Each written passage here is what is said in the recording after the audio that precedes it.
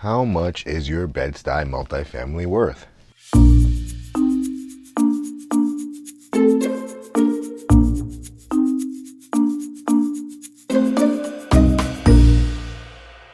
Hello everyone, my name is Omari. I'm a real estate agent and investor in Brooklyn, New York.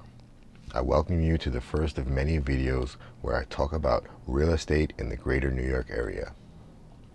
Today, I want to talk to you about the state of the northern Brooklyn market, specifically the Bed-Stuy multifamily townhouse market. More specifically, how much your Bed-Stuy multifamily is actually worth in today's market. At the time of this recording, things have gotten really hectic in the stock market following the cerveza sickness. So everything is truly uncertain, but hopefully I can provide a little insight here. It's important to note that for this video, we will only be considering multifamily units, 2 to 4 unit structures. Anything with more units than that will be put into the apartment building classification, which we will not be talking about here, but leave a comment below if that is something you want me to discuss in the future. New York continues to be a strong number 2 in the highest percentage of U.S. job openings in the technology sector over the 3 months leading up to May 2019. It's also worth mentioning that tech sector job cuts have risen 351% in 2019, and with the cerveza sickness and the economy in chaos with the Fed who's entered into quantitative easing, everything is basically up in the air right now. The positive side is that millennials seem to still love living in cities, especially New York City. There are tons of colleges in New York, and the millennials that come for education end up staying here for the careers NYC has to offer. We shall see how this is affected, as most colleges are moving to online classes during this time. But I believe once things seem to have a little more clarity, New York City will continue to be the place to live. Interestingly, a recent study shows millennials are not buying homes at the rate of previous generations, giving us an increased demand for rental properties, less demand to buy. On the flip side, workers without college degrees in New York City have been doing better in rural areas, almost 26% better, with increases to pay and lower cost of living outside of big cities. So we have millennials moving here for education and staying for the jobs, but not buying. Then we have working class people leaving for lower costs of living and lifestyles. And then you throw in the cerveza sickness, and the uncertainty is basically the underlying theme here. And pricing continues to be of the utmost importance when selling your property.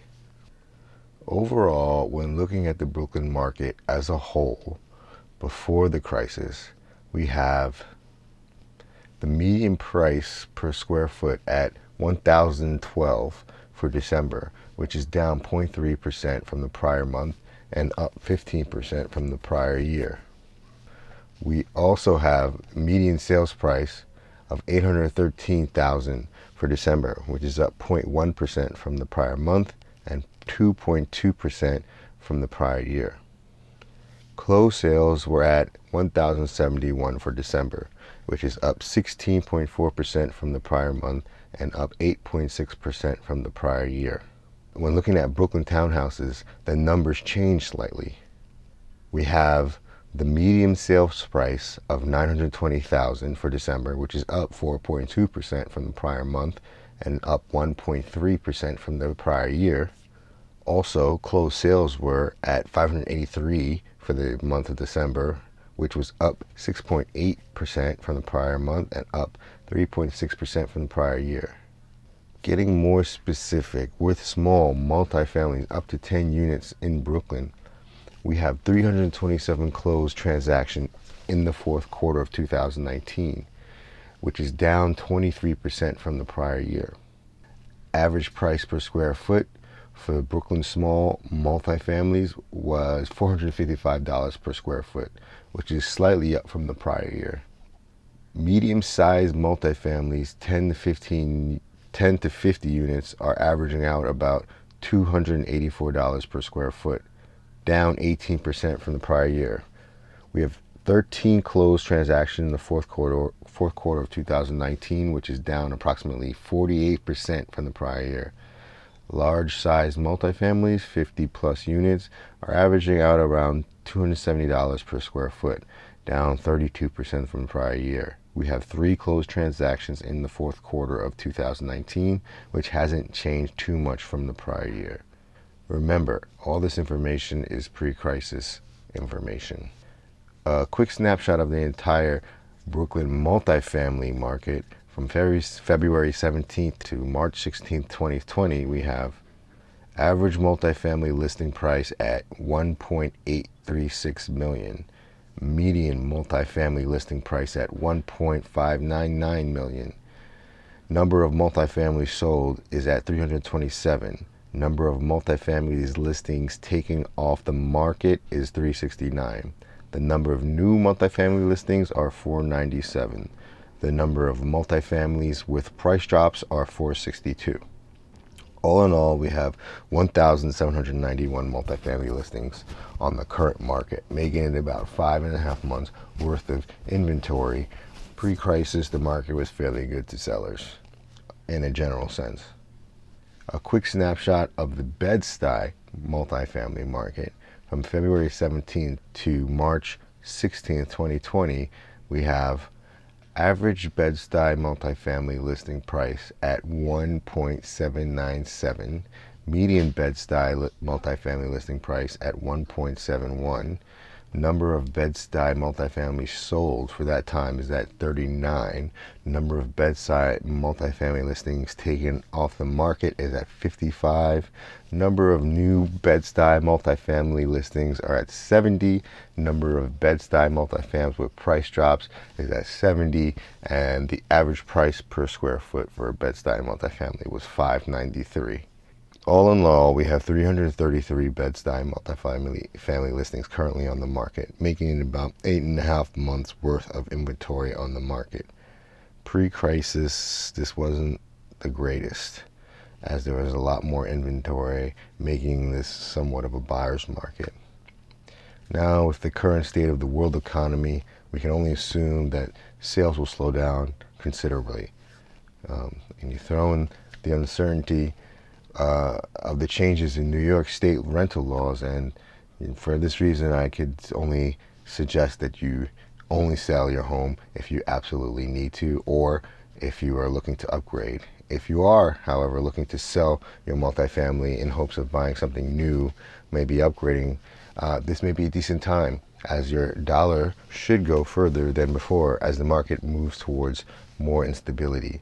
The difference can mean you can come out ahead after selling your current multifamily and buying your new multifamily. Also, keep in mind that while sales prices are sure to decline as a result of this and this uncertainty in the market, rental prices historically have held steadily, meaning that putting qualified tenants in your multifam may be the best way through this. So if you can afford to get your vacant units rental market ready, you may be better off than selling at this time. Obviously, only if you can do this at a cash flow. At best, we have an extremely confusing market on our hands at the moment. Pricing correctly is more crucial than ever right now. If I were selling, I would definitely price my multifamily 10 to 15% below market value, so as to draw the buyers in. At the end of the day, if I don't get the number I want, I don't have to accept it. But pricing with this strategy will give you the best chance of getting top dollar, and will create competition amongst the buyers that are currently looking. Pricing above the market will just shelf your listing for months and possibly force you into chasing the market with countless price reductions and concessions. Underpricing your listing will in markets like this will give you the most exposure, and in return you will squeeze the most out of the market. Make sure you talk to a real estate professional before selling your multifamily to maximize your sales price.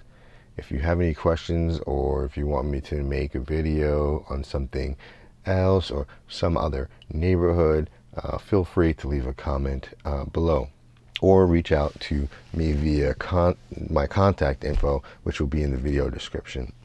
Thanks for watching OTD Properties Bed-Stuy Market Report. Until next time, spread love. It's the Brooklyn way.